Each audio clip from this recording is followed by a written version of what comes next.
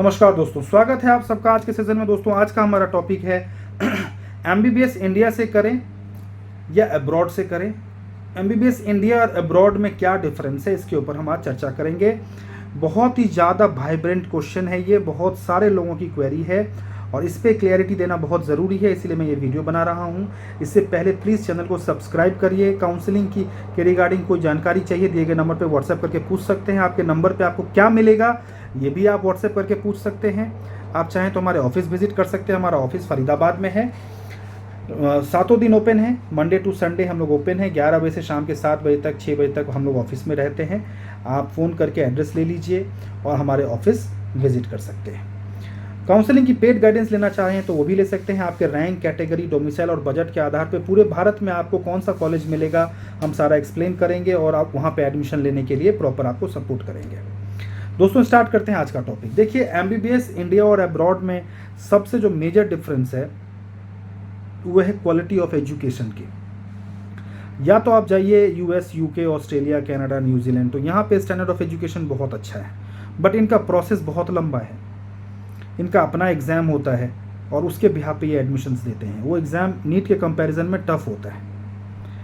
तो वहाँ जाइए तो ठीक है, बात अलग है। अगर आप वहाँ नहीं जाते हैं तो रसिया या किर्गिस्तान, कज़ाकिस्तान, इन सब कंट्री से आप करके आते हैं तो यहाँ आप तभी जाइए जब आपको बजट का इशू हो। अदरवाइज क्वालिटी ऑफ एजुकेशन यहाँ पे इतनी ज़्यादा अच्छी नहीं है जो आप इंडिया में एक्सपेक्ट कर सकते हैं। इंडिया में क्वालिटी ऑफ एजुकेशन मेडिकल में अच्छी इसलिए है क्योंकि यहाँ पे पॉपुलेशन है। यहाँ पे हॉस्पिटल्स में भीड़ होती है, प्राइवेट में भी, और गवर्नमेंट की तो पूछिए ही मत क्या होती है, और प्राइवेट में भी भीड़ होती है। तो आप अगर आपका बजट इंडिया का है तो आप इंडिया का ही सोचिए।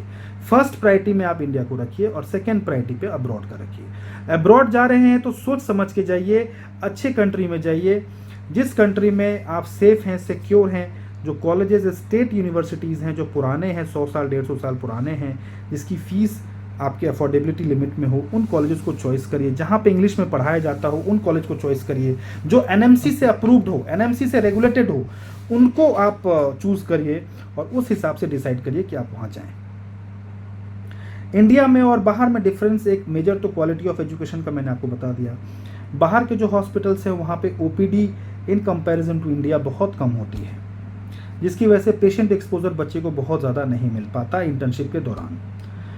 तीसरी बात, अब जो है अगर आप इंडिया से करते हैं तो 4.5 साल का कोर्स है, 1 साल की इंटर्नशिप है, यानी पूरा कोर्स 5.5 साल में कंप्लीट हो जाएगा। बट अगर आप बाहर से करते हैं तो 5.5 साल का तो कोर्स है, 5.5 नहीं 5 साल का तो कोर्स है। 1 साल की इंटर्नशिप वहाँ करनी होगी और 1 साल की इंटर्नशिप यहाँ, यानी 7 साल का एमबीबीएस हो गया आपका।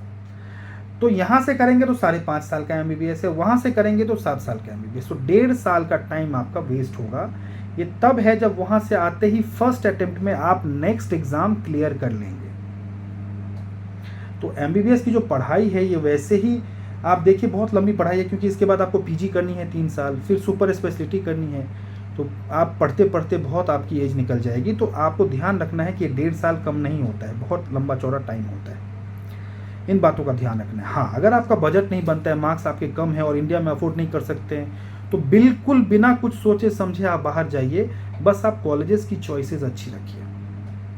उसके रिगार्डिंग भी अगर आप हमसे जानकारी लेना चाहेंगे, हम लोग इंडिया अब्रॉड दोनों के लिए करते हैं, आप हमें संपर्क कर सकते हैं। हम आपको प्रॉपर एक्सप्लेन करेंगे कहाँ आपको जाना चाहिए, कहाँ नहीं जाना चाहिए। तो दोस्तों बहुत ज़रूरी है ये सब डिफरेंस पता होना कि क्या डिफरेंस है इंडिया में और अब्रॉड में। देखिए, हम कहते हैं कि नेक्स्ट एग्ज़ाम तो अब सबको देना पड़ेगा। देखिए, देना सबको पड़ेगा, बट इंडिया में जो नेक्स्ट एग्ज़ाम होगा वो कोर्स में इनकॉर्पोरेटेड है। फाइनल ईयर का जो एग्ज़ाम होगा उसी को नेक्स्ट 1 बोला जाएगा। अब अलग से कोई एग्ज़ाम इंडियन स्टूडेंट को नहीं देना, जो कि पहले देना पड़ता था नीट पीजी। अब नीट पीजी देना ही नहीं है इंडियन स्टूडेंट्स को, नेक्स्ट एग्ज़ाम से ही हो जाएगा। नेक्स्ट 1 से ही उसकी रैंकिंग बनेगी और उसी के आधार पे उसको सीट अलॉट होगी। तो इनके लिए तो और आसान हो गया। आपको तो वहाँ से आकर के एग्ज़ाम देना है, तभी आप क्वालिफाई करेंगे इंटर्नशिप के लिए, और फिर इंटर्नशिप करेंगे, फिर नेक्स्ट 2 देना होगा और फिर आपको लाइसेंस मिलेगा। तो ऐसा नहीं है। इंडिया में और बाहर में सिलेबस का फ़र्क होता है। आपको वहाँ का भी सिलेबस करना पड़ेगा, यहाँ का भी सिलेबस करना पड़ेगा। तो अगर आप बाहर जाते हैं तो इन सारी बातों का आप ध्यान रखें। जो प्रॉज एंड कॉन्स हैं, प्रॉज एक ही है बाहर से करने का कि आपका बजट सेव होगा, 25-30 लाख में आपका पूरा कोर्स कंप्लीट हो जाएगा। इंडिया में आप करते हैं तो मिनिमम 50 लाख और मैक्सिमम 1.25 करोड़, 50 लाख से लेकर के फिर 60 लाख, 70 लाख, 80 लाख, 90 लाख में कई कॉलेजेस हैं और वो आपको मिलेंगे। 50 लाख के लिए आपको 450 से ऊपर नंबर होने चाहिए और 70 लाख के लिए आपके 250 से 200 से ऊपर नंबर होने चाहिए। 80 और 90 लाख 1 करोड़ में तो फिर आपको 150 पे भी सीट अलॉट हो जाएगा। तो दोस्तों ये फ़र्क है इंडिया में और अब्रॉड में। डिटेल में अगर आप डिस्कस करना चाहते हैं, दिए गए नंबर पे व्हाट्सएप करिए, ऑफिस आके मीटिंग कर सकते हैं, कॉल पे बात कर सकते हैं, काउंसलिंग की पेड सर्विसेज ले सकते हैं। इस वीडियो में बस इतना ही, और भी इस तरह के वीडियोज़ लाते रहेंगे। नमस्कार।